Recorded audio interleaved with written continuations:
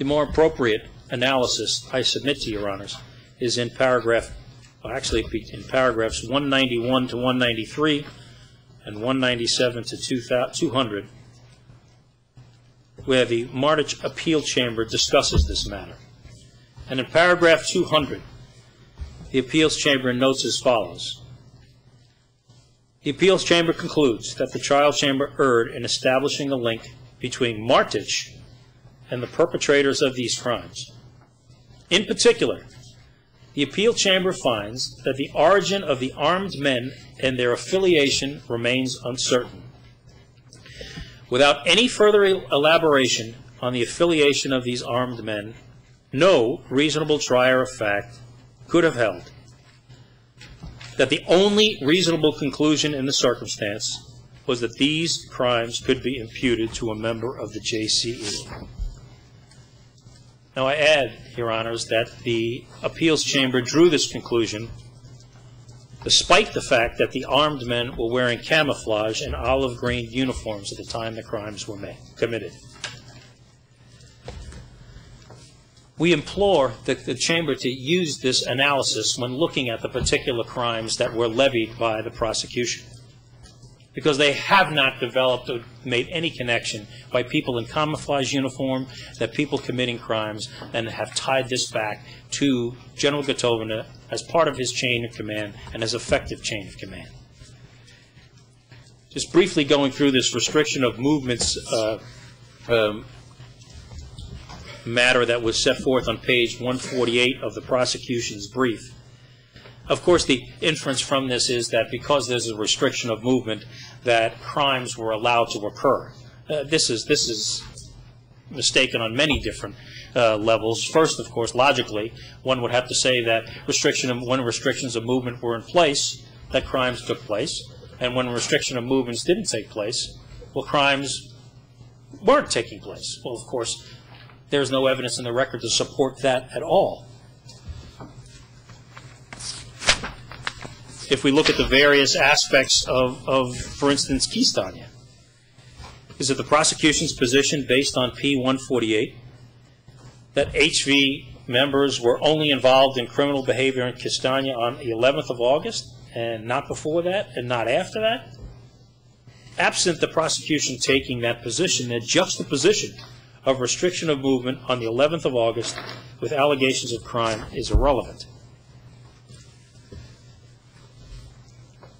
The second flaw in the argument is that it was done to any restriction of movement was done to cover up crimes. And we turn the Chamber to paragraphs 394 to 397 in our brief where we talk about that. But one is instructive is one about Bankovats. There are two entries for Bankovats on the 7th of August and the 21st of August. If we look at what the entries are, any restriction of movement was not an attempt to cover up anything at all.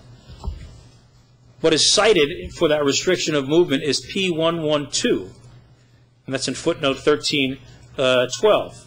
There, the unmost witness was not a cover-up or a tolerance for looting, but they report that MP searching civilian vehicles driven by what appeared to be HV members and seizing items that appeared to be looted.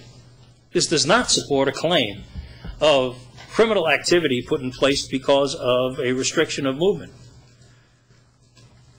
Furthermore, as demonstrated by P-1211, although problems did arise when HV members from the Bankovats area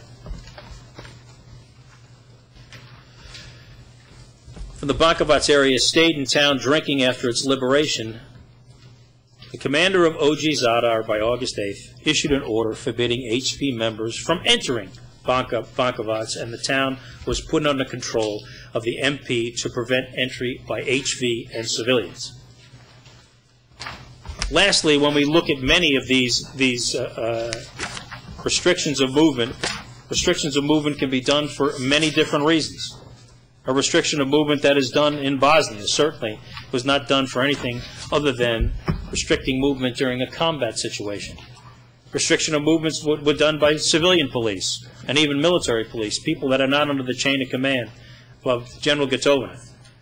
What the prosecution has failed to establish through this chart is that there is some correlation between a restriction of movement and crime. They simply throw out an issue of restriction of movement and maintain that some crime was taking place in the area and that there's some correlation between the both.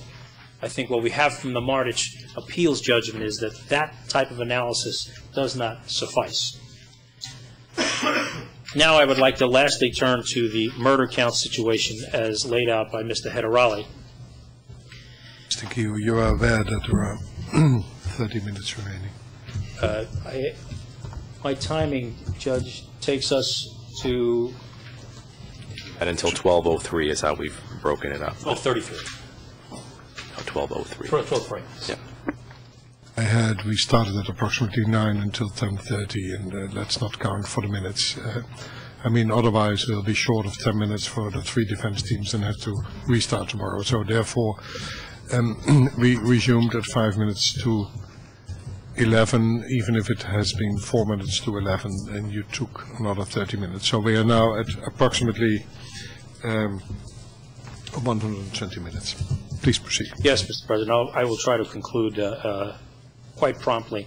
And I think that when we look about the individual murder counts, we have detailed where we are in these murder counts and have gone through it with some degree of specificity as much as possible. Suffice it to say, the murder counts suffer from much of the same or all of the same flaws as the damage to property counts, i.e. what the prosecution has done is they have attempted in many instances to put soldiers in the area.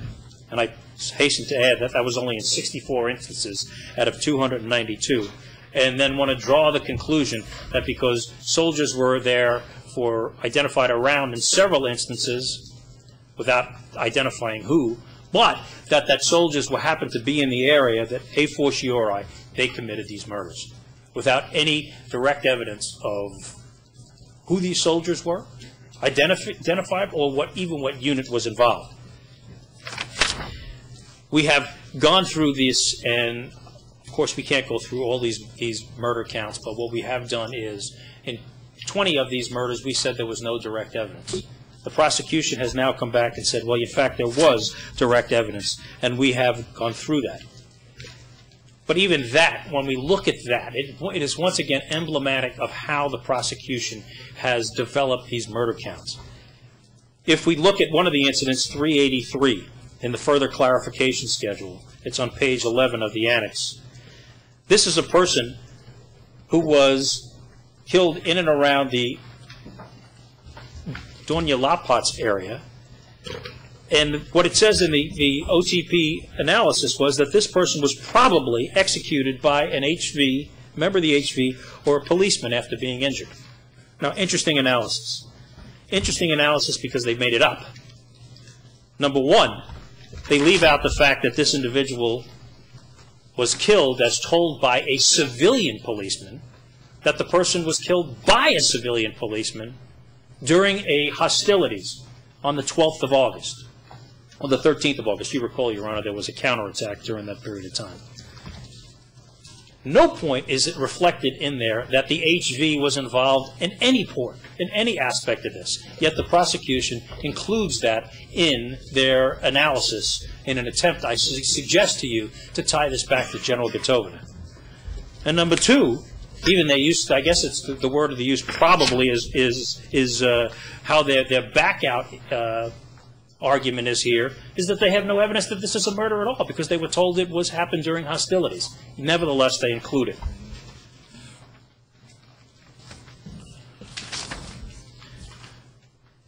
They include one other, I would try to get through these quickly, Mr. President, an individual. Mr. Q. Yes. I'm sorry.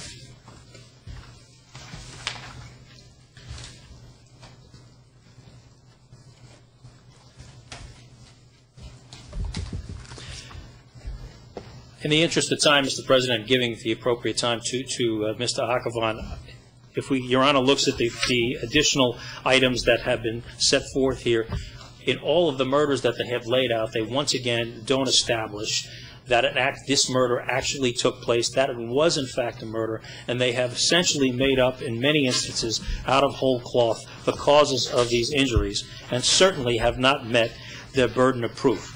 It is the job of the prosecution to exclude all other reasonable inferences consistent with the acquittal of the accused.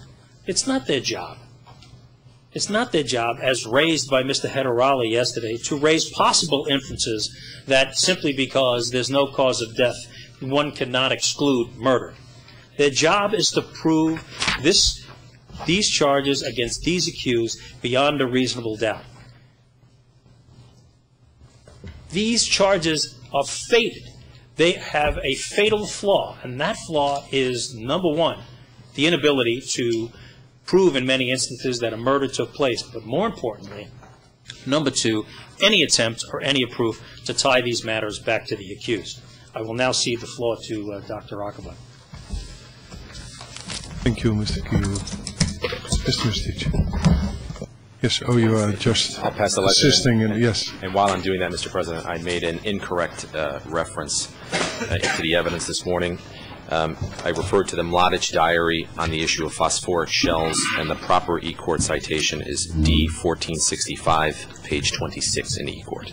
Yes, that was exactly the issue I raised with the prosecution as to the source of phosphoric shells being used or not being used. And Mr. President, my apologies to the Chamber and, of course, to the interpreters by escalating speed towards the end there, but I do try to get through that, but I apologize. You certainly have improved over the last 2 years, Mr. Kiel. Mr. Agavan, please proceed. And I told you that I would be very strict in time, and that's what I'm going to be. Please proceed. Mr. President, if I could just advise the Chamber that we were informed by the court usher that Mr. Mistich only took 25 minutes yesterday. So my understanding is that I would have an additional 5 minutes, which should bring us to just past 12 o'clock. That is how we had very strictly kept the time. Yes, what I earlier said is that if at the end of the day we are 7 minutes short, that of course would not... Mr. Kiel, in his certainly in his last 10 lines, was fully repetitious. So therefore, that time is... I will keep strictly to the time, sir. Please proceed. Mr. President, distinguished members of the trial chamber, I'm pleased and honored